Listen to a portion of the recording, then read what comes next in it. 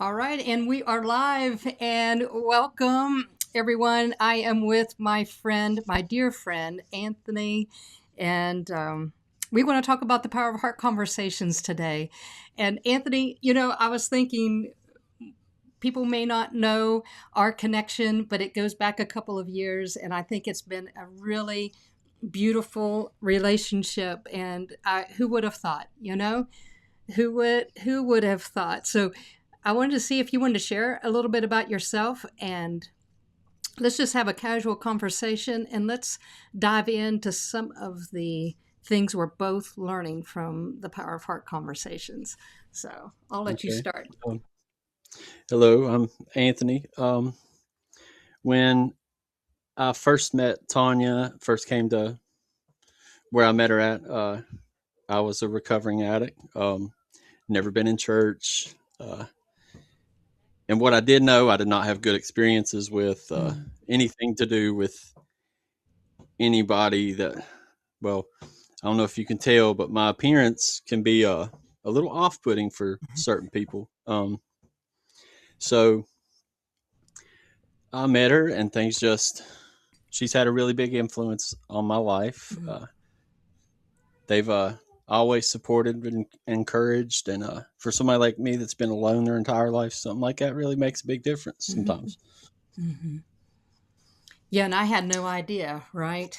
I had I had no idea. I just knew that my heart was just really drawn toward you, and I knew that God was doing something deep in your heart, even if you couldn't see it yet, that there was something that He was really extracting out of you, and I love that you said yes to us just starting some conversations and being able to connect at a time where you were just really starting to rebuild your life, if I remember, because that was Yep, that was fresh. That was a new season of recovery, or if I remember right, you were just right there on that tender edge, weren't you?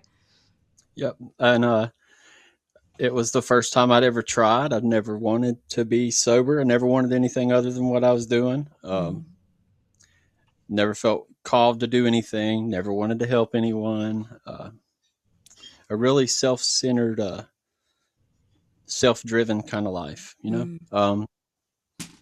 Yeah. And then now it's the exact opposite. I'm fully Share with faithful us. and live Yeah. live with purpose. I actually help other people get sober now. Hmm. Certified in 2 states. Uh, Wonderful. Going to school to be a counselor, and then nonprofit management. Wow. That's Now we have a sense of purpose, right? Now, and I'm going to put a plug in here too for your redemptive art. Matter of fact, go ahead and give voice to the page of your artwork. And I absolutely love it too. But, anyways, what is the official page of It your is redemption work? abstract. It's Abstract Okay. Redemption Studio. Um, Okay. it links directly to my phone, so anybody in any state they can message. And where I've worked in this so long, I have every helpline in every state in the U.S. Okay. And then if they need support, if they need family stuff, like whatever they need, I'm more than happy to give. And if I can't, I can at least connect them to where they can get it at. Okay. And again, it's abstract redemptive art. Redemption Studio. Redemption Studio. Okay. Yep. Abstract Redemption Studio. One day in the near future, I'm going to have the ability to type that kind of thing, that kind of thing into my live productions, and people will be able to have that, or I'll have it heads up. But anyway, I appreciate that, and so several years have gone, and you continue to grow in recovery. Of course, now, like you said, you went from being very self-centered and selfish and never having any vision that life was getting ready to change for you. And then it begins to change. And I know I'm not the only one. Of course, you've had several supportive folks gather around you, but I'm honored to be able to be one of those that were able to gather around you. Yes. And you were in the early stages when I was really developing the Power of Heart conversations. And your girlfriend, she secretly reached out to me and said, "Hey, would you send me a copy of the book so I can give it to Anthony for Christmas?" And I did. And I believe you've read it. And you I had some have. things you wanted to say about that. So let's talk about that. I think it's really good at pointing out that sometimes we get lost between here and here, and Mm-hmm. sometimes we speak incorrectly. We use the brain more. We're like, well, what best suits me? What you know? Uh, Speaking from the heart sometimes can be scary. Mm-hmm. It can also cause a lot of issues, like if somebody isn't receptive to what you're wanting to say. Mm-hmm. But it actually helped me a lot because I can't tell what's in somebody else's. I can only tell what's in mine. And I have to just make sure that it comes from my heart, because if it's coming from my heart, if it's coming from up there, Mm-hmm. then it's the right thing. Mm-hmm. Mm-hmm. Do you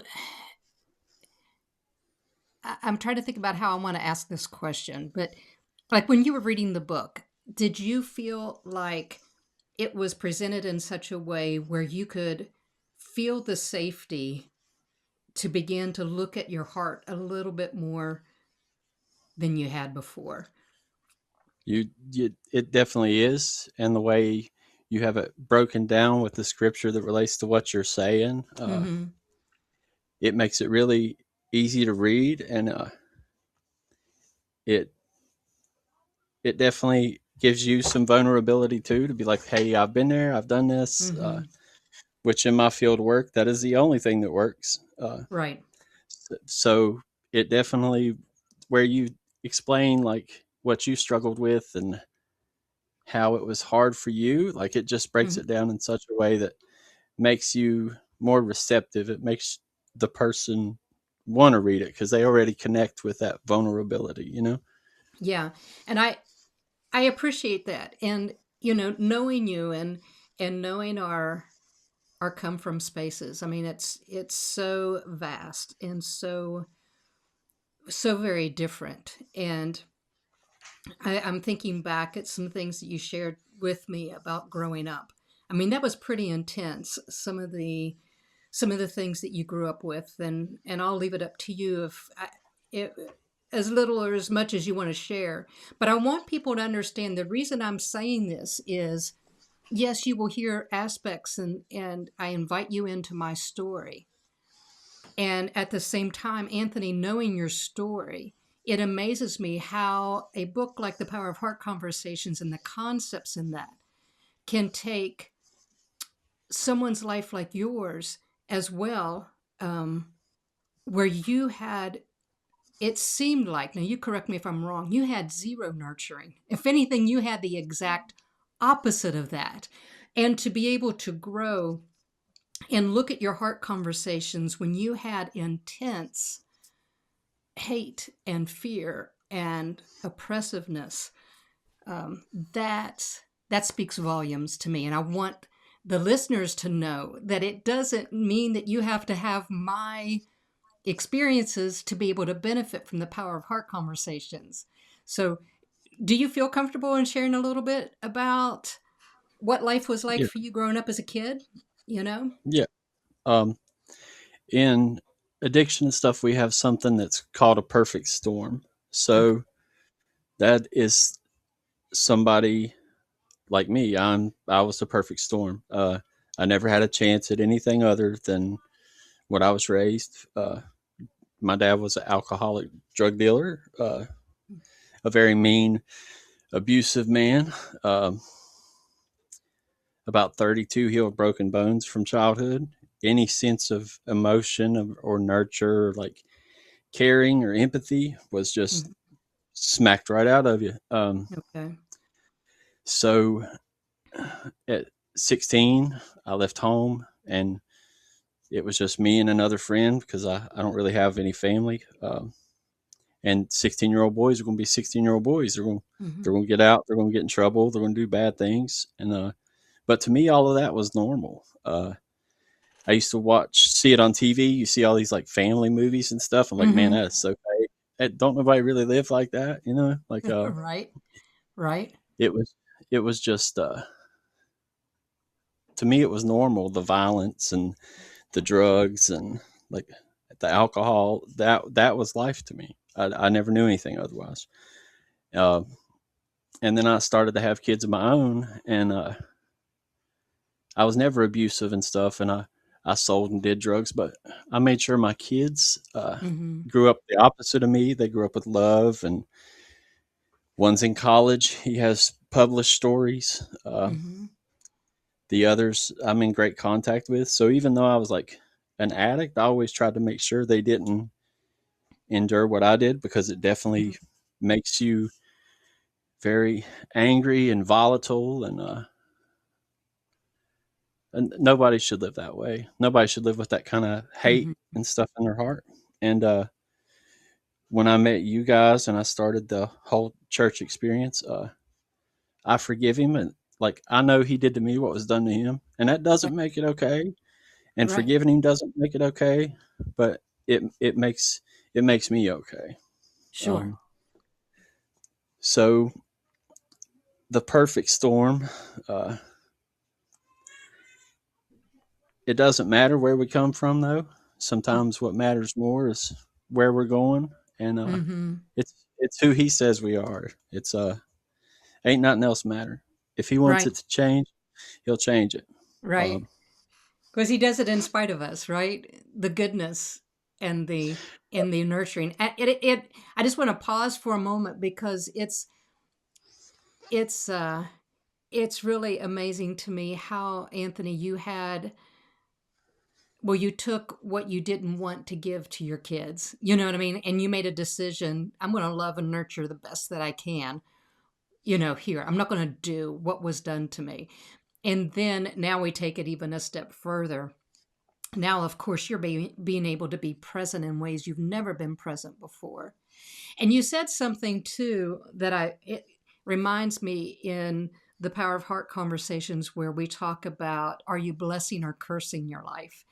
And how you lived with being vulnerable and subject to your alcoholic father just cursing your life, whether it be in demonstration of the physical abuse, whether it be in the demonstration of the verbal attack, and whatever it may be, and really um, snuffing out any kind of vulnerability, any kind of allowing yourself to really take a look at what's in your heart. You had to survive that. And so we talk about, are you blessing or cursing your life? And how have you learned over the years to recognize when you would have negative self-talk really playing out? And how did you start making that transition to be more life-giving to yourself? Honestly, I never really had any self worth, or like I just did whatever I had to get by. Mm-hmm. And then shortly after I met you guys, uh, y'all were breathing life into me, and y'all seen something besides the Mm-hmm. appearance. Uh, Mm-hmm. and my appearance, brief explanation on that, I look just like my father. Okay. So the tattoos and stuff make me able to look at myself without anger, fear, or so my appearance to me is comforting. Like it makes other people off put, but Okay. it's for me. But when I met you guys just kept saying different than what I was used to, and I was like, you know what? If everybody says this and everybody's doing this, and they're actually trying to get to know me and stuff, I'm like, maybe there's more there than I know. Mm, So I love that. Yes. now, now it'll be 4 years in July, and I finally like I still struggle with a little bit that negative self talk, like, Mm-hmm. well, I can't do this, or I'm not good at Mm-hmm. that. But now I have. those positive voices too. It's not just Hmm. those negative ones. That heart Right. starts speaking, and it's like, look, you can do whatever. If you give it everything you got, if it doesn't work out, we'll try it again after. We'll put more into it. Hmm. Hmm. The only thing that can stop me is something getting between the brain and that little God voice that we all Hmm. have, like that bit of Hmm. good, you know. Hmm. And which dog gets bigger? The dog you feed the most. That's right. So That's right. It really does come back to that feeding, doesn't it? it It comes does. back to the feeding, and it sounds like you're really learning to kind of going back to my thought of safety, learning how to create that safety more so for yourself. But it started with other people creating that safety for you. And we didn't know your history unless you shared it with us, and we did not allow that to be a barrier. And you're absolutely right. We began to see, because I really believe that God knows what he needs to say and be around someone to help draw out that goodness that's already hidden in there. I am 100% convinced now that that goodness is not outside of us, that goodness is buried inside of us, and it just gets covered up with life. It gets covered up with pain and conditioning, and the oppressiveness is really just the ignorance and the fear of other people that have poured on to us as well. And so, as your life is unfolding, it's now unfolding into artwork. Now it's in recovery artwork. It's unfolding in creating a very healthy family. It's unfolding in vocation and being able to be productive and give back to society. And in ways you probably never even dreamed of. And now we're working on a degree, a further degree, So if I understood you right. So it's just amazing. It really, really is the the hidden potential that is inside. And